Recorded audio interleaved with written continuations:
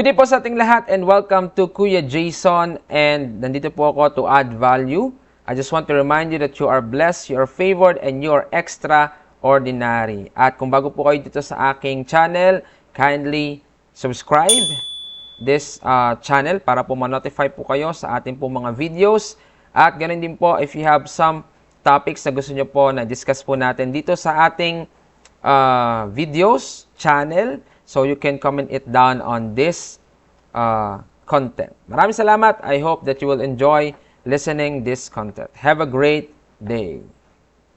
So, ang tanong, since alam na natin yung summary na dapat na ilagay natin dun sa background of the study, paano natin siya i-articulate ng maayos?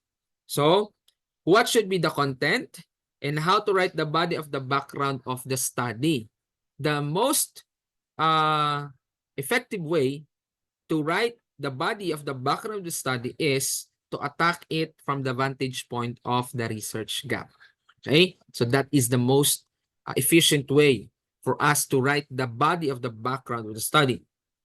Sabihin na natin po, we have the research gap that there are junior high school students in New Zealand who are experiencing mathematical anxiety.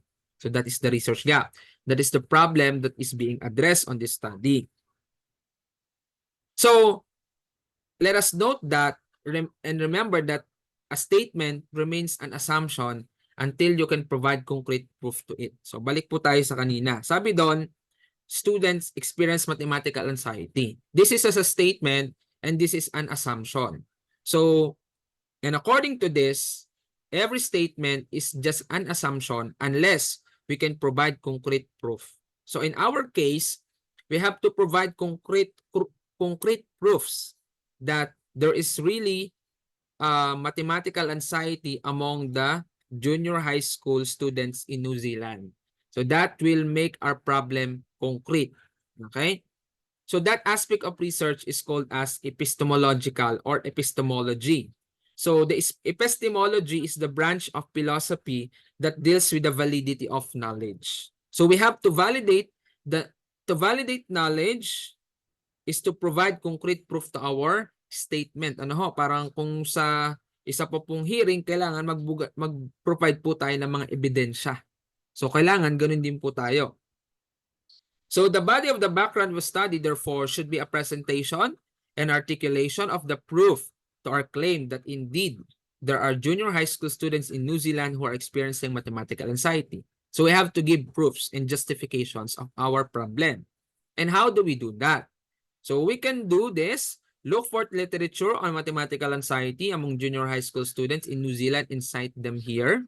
Or if there are not enough literature on this topic in New Zealand, then we need to conduct initial interview with the students or make actual classroom observation and record instances of mathematical anxiety among students. Di po ba? Pag po tayo ay humaharap sa korte, isa po sa mga pwedeng concrete evidence is it's either eyewitness or it may be pwede po yung observation. So ganun din po pagdating sa research. Pwede po nating ibigay na concrete evidence yung ating pong eyewitness. Nakita po natin, nag-observe tayo sa classroom. Nakita natin that really this problem is existing. And also, pwede tayong mag-conduct ng interview sa mga estudyante. Pwede tayong mag-conduct ng interview sa mga teachers. Okay? Para lang po ma-establish natin yung problema na ating tinatry na isolve. So it is always a good idea if we combine literature review with interviews and actual observation. So, assuming you already have the data that you need to proceed with the writing of the body of the background of the study. So, let's see an example. According to the record and based on the researcher's first-hand experience with students in some junior high school in New Zealand, indeed, there are students who lost interest in mathematics. For one, while checking the daily attendance and monitoring of the students, it was observed that some of them are not always attending classes in mathematics, but are regularly attending the rest of the required subjects. So this is based on observation and attendance record. So that is a concrete evidence. As a matter of fact, this phenomenon is also observed in the work of Estonanto. In this study, titled Impact of Math Anxiety on Academic Performance in Pre-Calculus of Senior High School Students, Stanto 2019 found out that inter alia, students with a mathematical anxiety have the tendency to intentionally prioritize other subjects and commit habitual tardiness and absences. Kumbaga, yung kanyang naobserbahan, sinuportahan niya lang po ng literature. That this problem is also observed in other situation, in other studies. Yun po ay para mas mapatibay po natin yung problema or yung research gap. With this initial knowledge in mind, the researcher conducted initial interview with some of the students.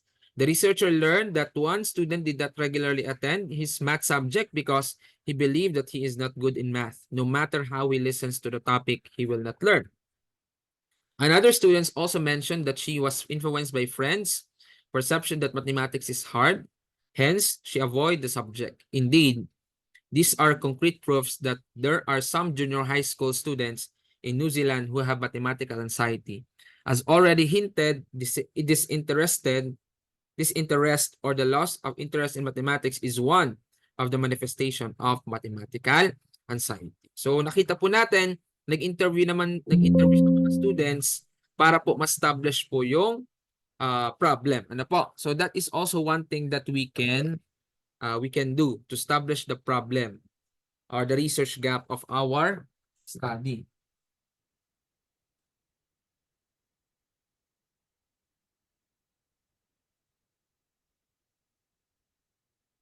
So and then you need to validate this observation by conducting another round of interview. Pwede po kayo mag-conduct ng another interview or observation in other school. In this case po, kaya po siya nag-conduct ng another interview sa ibang school kasi ang kanya pong prospects is ang kanya pong research local is New Zealand. So medyo malawak po. Pero in our case, kung ang inyo naman pong ang inyong research local po ay maliit lang, you don't have to conduct interviews sa iba pong mga lugar to support your claim. So, on the other hand, the researcher found out that during mathematics time, some students felt uneasy. In fact, they showed a feeling of being tense or anxious while working with numbers and mathematical problem. So, dito lang po, this is another round of observation and I think interview. So, and then supported by literatures. So, ano pa po yung pwede natin gawin pagka ganito yung topic? Pwede po mag-interview po tayo ng ibang tao. In this part, we can solicit observation from math teachers and then put it as an input in our background of the study. By doing so, we are able to establish the research gap that really this problem is existing and this problem need to be addressed. So, okay, ito po yung mga examples na. These are observations of other teachers. So ngayon po, after na nasulat na natin yung background, yung body ng background, ngayon po, we will be writing the concluding part of the background. So the conclusion of the background of the study is just a rehearsing of the research gap in the main goal of the study stated in the introductory paragraph. Parang uulitin lang natin sa dulo. Na parang after all the evidences na pinakita po namin, napatunayan na ito ang problema, ito po ang gustong gawin ng pag-aaral. So the purpose of this is just to emphasize, after presenting the justifications, what the study aimed to attain and why it wants to do it. Ito po yung example. Given the above discussion, it is evident that there are indeed junior high school students in New Zealand who are experiencing mathematical anxiety. And as we can see, mathematical anxiety can negatively affect not just academic achievement of the student, but also the future plans and total well-being. Again, it is for this reason that the researcher attempts to determine the lived experiences of those junior high school students in New Zealand who are experiencing mathematical anxiety. So that is an example of the concluding point. So that's all. Thank you so much for listening. I hope you learned something about this topic. God bless you and have a great day.